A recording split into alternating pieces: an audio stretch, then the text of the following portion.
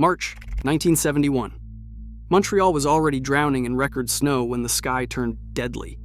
An unstoppable nor'easter formed to the south, and barometric pressure plunged to 966 millibars, a harbinger of disaster. Within hours, the city faced hurricane-force winds, vanishing visibility, and 47 centimeters of relentless snow. How did this blizzard bury Montreal so completely? The answer begins with a winter that refused to end. The winter of 1970 to 1971 pressed down on Montreal with a weight few could remember. By early March, the city had already measured 380 centimeters of snow, more than 12 feet, enough to bury cars, fences, and the memory of milder seasons. Quebec City, just a few hours away, had it even worse. There, the total had reached 460 centimeters, a record that would stand for decades. Snowbanks lined every street, rising higher each week as plows fought a losing battle. Intersections narrowed, sidewalks vanished, and the city's famous staircases disappeared beneath layers of packed white. Children clambered over icy mounds on their way to school, while shopkeepers carved narrow paths to their doors, only for the wind to erase their work by morning. By March, half a meter of old snow still covered the ground, hardened by freeze and thaw. Side streets became canyons of ice, where even walking was a test of balance. The city's snow removal crews hauled away truckload after truckload, but the piles only grew. Alleys filled with drifts, and front yards became miniature glaciers. Montrealers had grown used to shoveling out cars and digging narrow trenches to their mailboxes. Still, the relentless accumulation wore on nerves and backs. This wasn't just a snowy winter. It was the kind that strained every system. City budgets for salt and diesel ran thin. Garbage trucks struggled to get through residential streets. Emergency vehicles inched along, their sirens muffled by towering walls of snow. In neighborhoods across the island, tempers flared as parking spaces vanished and shoveling became a daily ritual. The season's toll was visible in every corner. Roofs groaned under the load, icicles stretched from gutters to ground, and windows warped from the cold. Some families taped plastic over their panes to keep the wind at bay. Others watched as snow crept up to the sills, darkening rooms and muting the city's usual clamor. There were weeks when the sun seemed to disappear, replaced by a dull, endless gray. Yet life continued. Children played hockey on shoveled patches of ice, and neighbors swapped stories over steaming mugs in kitchens where boots lined the doorways. Montrealers, no strangers to winter, pressed on. But as February faded, a quiet exhaustion settled in. The city waited for relief that never came. Each new flurry brought a sense of dread. Meteorologists tracked storm after storm, their forecasts met with groans and weary glances. The snowpack grew heavier, pressing down on houses and hearts alike. In some places, the only sign of mail delivery was a faint line of footprints across a drift. People began to wonder how much more the city could take. By the start of March, the streets of Montreal held not just the weight of snow, but the memory of months spent digging, hauling, and hoping for a thaw. The city stood vulnerable, its defenses worn thin by a winter that refused to let go. In that exhaustion, the stage was set for what would come next, a storm that would find Montreal already bowed and push it to the edge. A low-pressure system began to gather strength along the Atlantic coast late on March 3, 1971. Meteorologists tracking the charts saw the pressure drop rapidly, a classic signature of a nor'easter. By the time the storm reached New York State, its central pressure had plunged to 966 millibars. It was an ominous reading for anyone who understood what that meant. In the world of winter storms, lower pressure signals more power, more moisture, and above all, more danger. The system moved northeast, feeding on the clash of cold Arctic air from the north and moist, warmer air from the Atlantic. As it approached the St. Lawrence Valley, the storm's core deepened further, drawing bands of snow and wind into its orbit. The path was unmistakable, a direct track toward Quebec, with Montreal squarely in its sights. Weather offices issued warnings, but in 1971, forecasting tools were limited. Computer models were crude. satellite imagery grainy and slow to arrive. Forecasters could see the pressure falling and the winds rising, but the true scale of what was coming remained just out of reach. On the ground, Montrealers tuned into radio bulletins and scanned the sky for signs. The city's meteorological office reported the storm's movement but could offer only rough estimates of timing and severity.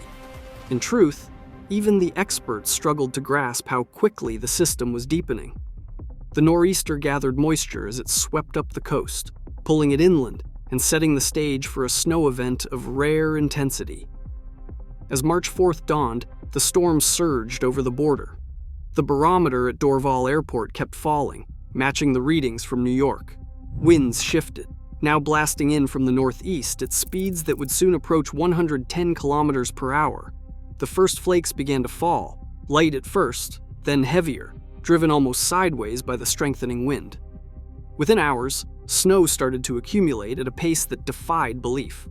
The pressure remained locked at 966 millibars, holding the storm's energy in place over southern Quebec. Unlike the quick squalls of earlier weeks, this was a sustained assault. Bands of heavy snow spiraled around the low-pressure core, each one dumping centimeters onto an already saturated city. The nor'easter structure, its classic comma shape on weather maps, meant that Montreal sat directly in the zone of heaviest precipitation. The snow was dry, powdery, and easily whipped into drifts by the relentless wind. Visibility dropped to near zero. For those caught outside, the world vanished into a swirl of white and the roar of wind. The storm's track, running from the U.S. coast through New York and into New Brunswick, ensured that Montreal would bear the brunt of its power. Meteorologists, limited by the tools of the era, could only watch as the data confirmed their worst fears. The nor'easter was not just passing through, it was settling in, and the city was about to face conditions few had ever witnessed. The threat was no longer theoretical. It was arriving, minute by minute, in the form of snow, wind, and a deepening sense of isolation.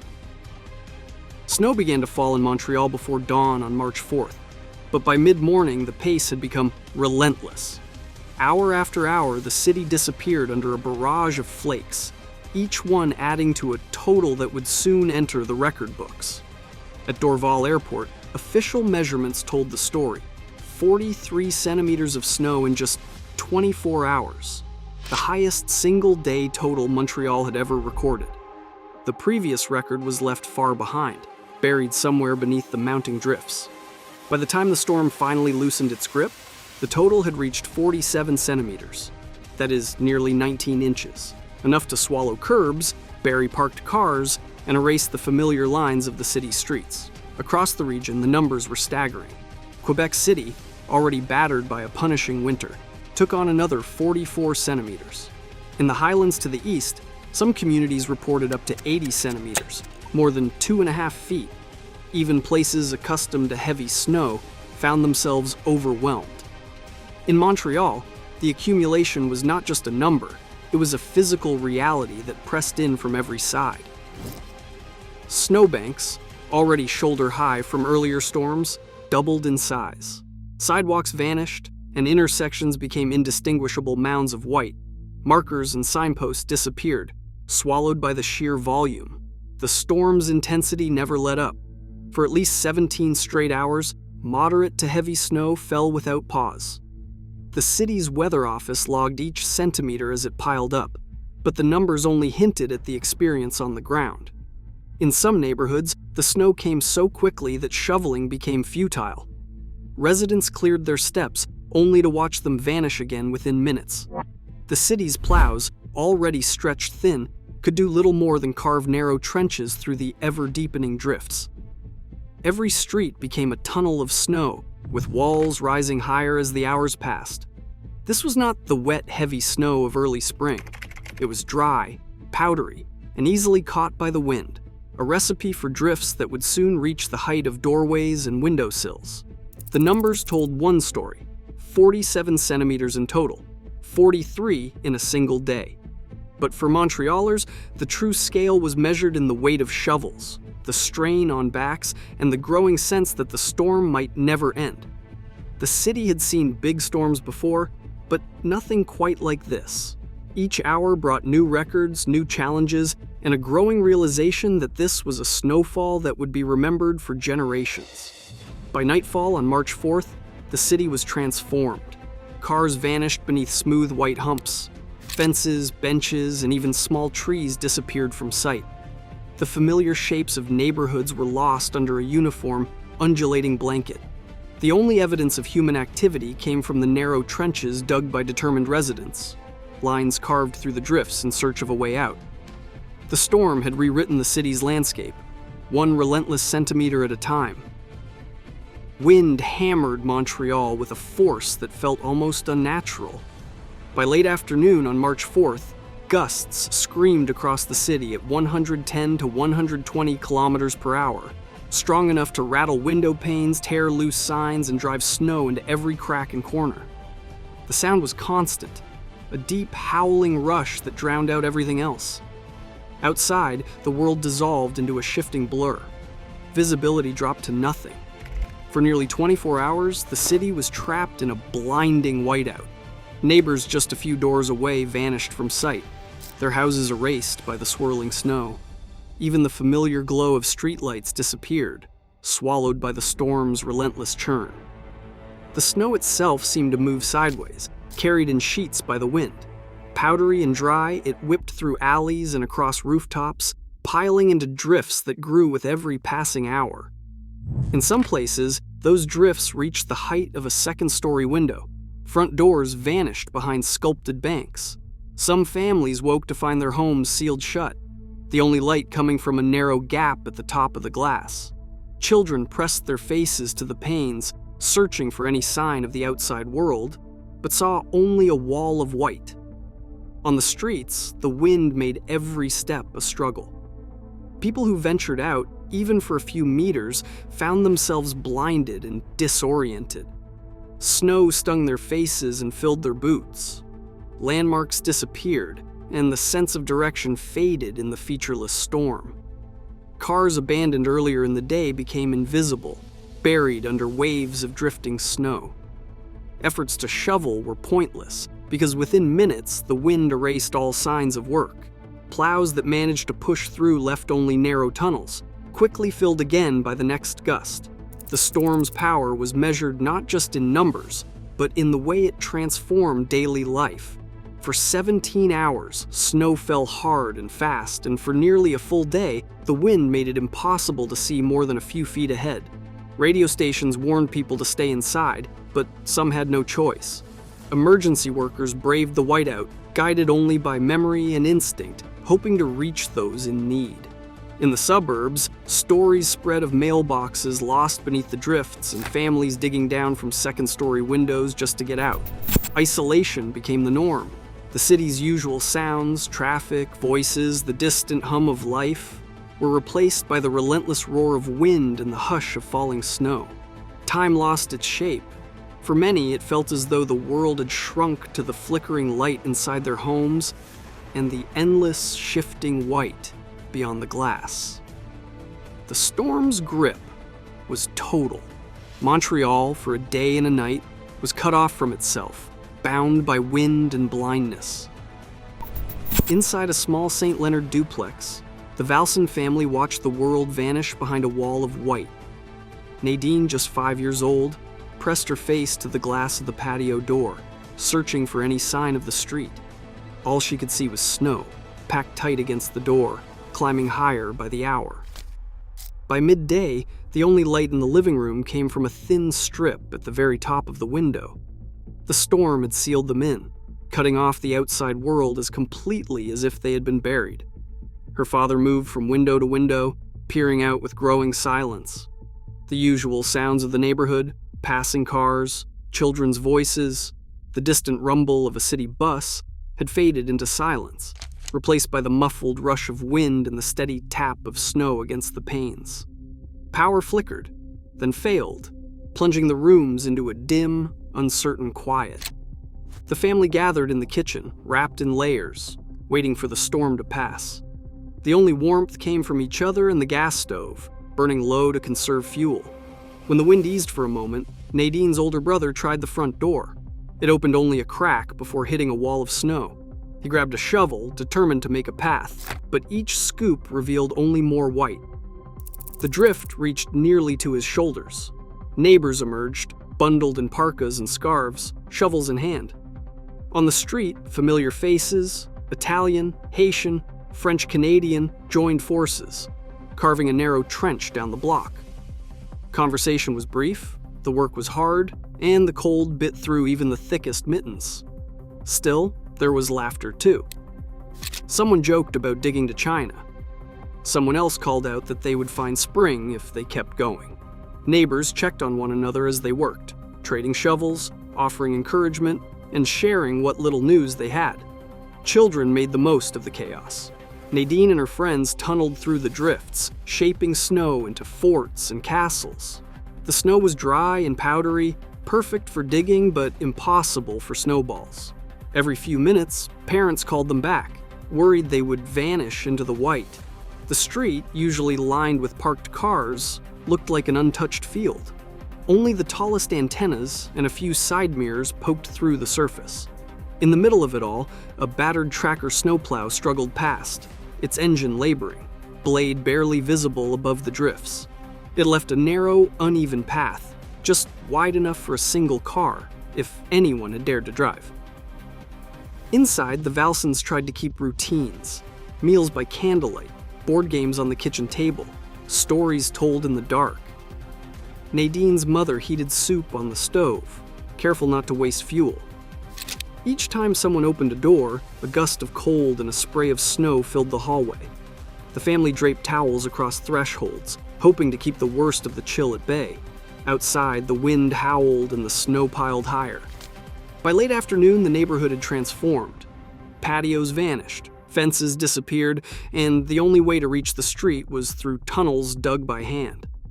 Children crawled through these makeshift passageways, emerging in backyards where snowbanks rose taller than they were. Some families found their doors blocked entirely, forced to climb out windows or dig down from second stories. The sense of isolation was real, but so was the feeling of shared struggle. Neighbors checked on each other, offering food, flashlights, and news from transistor radios. Every cleared path was a small victory. For Nadine, the memory of that day lingered long after the storm passed. The thrill of a world remade, the fear of being trapped, the warmth of family and neighbors working side by side. Later, she would recall not being able to see through the patio doors, the excitement of building snow forts, and how the storm made everyone equal, just people digging out from under the same mountain of snow. In the heart of the blizzard, Montreal shrank to the size of a street, a block, a single home. And for a little while, that was enough. By the evening of March 4th, Montreal had come to a standstill. Every road, major arteries, side streets, bridges, closed under the weight of snow and the force of the wind. Buses sat abandoned, their routes erased by drifts and silence. At Dorval and Mirabel, airport runways vanished beneath a white sheet, and air traffic controllers watched as flight schedules dissolved. The city's metro, running deep below the chaos, became the only way to cross town, but reaching a station above ground was nearly impossible. For the first time in over half a century, the Montreal Canadiens postponed a home game at the Forum. The city that prided itself on never missing hockey, not for war, nor riot, nor blackout, surrendered to the storm. Shops and schools remained shuttered. The hum of daily life faded, replaced by the whine of wind and the distant, muffled growl of engines fighting a losing battle against the snow. In that vacuum, a different kind of movement began. With ambulances trapped and police cars useless, a call went out, quiet at first, then echoing from neighborhood to neighborhood. 200 snowmobile owners, many riding ski-doos, pulled on parkas and goggles, fueled their machines, and became Montreal's lifelines. Some were off-duty police, but most were ordinary citizens, mechanics, teachers, students, even teenagers borrowing their father's sled. There was no central command, no official badge, just the knowledge that people were trapped and help would not come from the usual places. Hospital workers phoned in emergencies. Somewhere, a woman in labor needed to reach St. Mary's. Elsewhere, an elderly man's heart faltered after hours without heat. The snowmobile volunteers set out, headlights cutting through the swirling white, engines straining against drifts that reached the height of car roofs. They ferried doctors, nurses, and medicine. They pulled sleds loaded with groceries to families who had run out of food. They found stranded motorists, blue with cold, and brought them to safety. One volunteer later recalled, "You couldn't see the end of your own arm, but you just kept going, because someone was waiting." The city's radio stations became a patchwork dispatch system. Announcers read out requests for help. A child with a fever on St. Denis, a diabetic in Verdun needing insulin, a block of apartments with no heat in Outremont. Ski-doo drivers listened, scribbled addresses on scraps of paper, and set off again. In some neighborhoods, volunteers worked in teams, one driving, one walking ahead with a shovel, prodding for hidden cars or open manholes. They navigated by memory, by the faint outline of a familiar fence, by the sound of someone banging on a window for help. Not every rescue made the news. Some volunteers spent hours just ferrying neighbors to the metro, the only way to reach a hospital or a warm shelter. Others pulled stuck plows free, or delivered hot soup to families stranded in high-rises. In the suburbs, snowmobile convoys carried fuel and food to outlying homes, sometimes making the difference between a cold night and a dangerous one. The work was exhausting, the cold biting through even the thickest mitts, but the sense of purpose was enough to keep going. For those trapped inside, the distant buzz of a snowmobile offered hope. Children pressed their faces to frosted windows, waiting for the sound to draw near. Parents watched headlights bob through the drifts, relief washing over them as help finally arrived. In a city cut off from itself, these volunteers became the thread that held neighborhoods together. The blizzard of 1971 revealed the limits of planning and the unpredictability of nature. But it also uncovered a different kind of infrastructure, one built on neighborliness, grit, and the willingness to answer a call in the dark. The story of those 200 ski-doo volunteers is not one of medals or headlines, but of quiet heroism. When the city's systems failed, its people did not. For days, Montreal survived on the strength of those who refused to let the storm have the last word. When the snow finally stopped falling, Montreal faced a task that defied imagination. The city's streets, alleys, and highways had become a maze of white walls, some drifts reaching the height of second-story windows. Clearing a path through this frozen labyrinth would take more than determination. In the days that followed, snow removal crews worked around the clock, their equipment dwarfed by the sheer scale of the job. It is estimated that more than 500,000 truckloads of snow were hauled away before the city could breathe again. Even the largest plows struggled to make headway, often needing to be dug out themselves before they could continue. Sidewalks remained impassable for days, and entire neighborhoods waited as streets disappeared under mountains of packed powder. The storm's damage did not stop at blocked roads. High winds snapped power lines across the island, leaving tens of thousands of homes in the dark. For some, the blackout lasted a night or two. For others, the wait stretched to a week or more, up to 10 days in the hardest-hit corners of the city and outlying villages. Without electricity, families huddled for warmth, relying on candles, gas stoves, or the kindness of neighbors who still had heat. Food spoiled in powerless refrigerators, and the struggle to keep pipes from freezing became a daily worry. Hospitals and emergency shelters ran on backup generators, rationing fuel and supplies as they braced for new arrivals. The human toll was measured in more than discomfort. Montreal recorded 17 deaths linked to the blizzard. Across the province, the storm claimed around 30 lives. Many of these deaths came quietly, heart attacks brought on by the strain of shoveling or trudging through deep snow. Others were found in stranded cars, victims of asphyxiation after exhaust pipes clogged with snow. In homes without power, some tried to fight the cold with improvised heaters, only to fall to carbon monoxide poisoning. Each loss was a reminder of how vulnerable even a big city can be when nature closes every door. A city official reflecting on the aftermath said we moved mountains, and still it felt like the snow was winning. The numbers?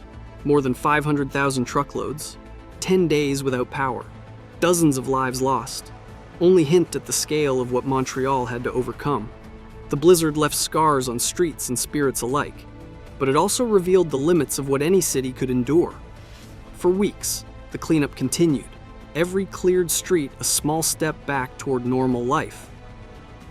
Montreal's battered skyline bore the scars of the blizzard long after the last snowflake had fallen. More than 50 roofs across the city collapsed under the relentless weight, from aging apartment blocks to modest family homes. Insurance adjusters tallied the damage, at least $1 million lost in property alone. That figure, in 1971, meant a blow to household savings and city budgets alike. Streets once lined with familiar porches and peaked rooftops now revealed gaping holes and splintered beams, the aftermath of months of accumulation capped by a single punishing storm. In some neighborhoods, windows bowed and cracked, unable to withstand the pressure of snowdrifts piled high against their frames. Frozen pipes burst in unheated buildings, sending water cascading through hallways and stairwells. Landlords faced impossible repair lists, while families scrambled to recover what they could from damaged rooms. For many, the winter's end did not bring relief, but a slow reckoning with the cost of survival. The blizzard's legacy reached far beyond Montreal's city limits. Across central Quebec, the land itself absorbed the punishment. As spring arrived, the ground remained saturated, fields and hillsides heavy with meltwater from record snows. In early May, disaster struck again. In the small town of Saint-Jean-Vianney, 215 kilometers north of Montreal, weeks of rain fell onto soil still soaked from winter. On the night of May 4, the earth gave way. A massive sinkhole, 600 meters wide and 30 meters deep, swallowed 40 homes in a matter of minutes. 31 people died, entire families lost as the ground turned to liquid and flowed like a river. Geologists later traced the roots of the mudslide to the combination of heavy spring rains and the lingering effects of a record-setting winter. The snow that buried Montreal in March had not just paralyzed a city, it had primed the land itself for tragedy. In Saint-Jean-Vianney, the ripple effects of that blizzard were measured not in centimeters of snow, but in lives forever changed. The storm's shadow stretched into spring, a reminder that some disasters unfold slowly, long after the skies have cleared. Extreme weather is no longer rare. Montreal now faces heavier snowfall and more unpredictable winters with every passing decade. As climate change accelerates, the line between history and future risk blurs. The storm that once seemed unimaginable is now a warning we cannot ignore. Our resilience is tested not by what we remember, but by how we prepare. What lessons do we carry forward? Share your thoughts below.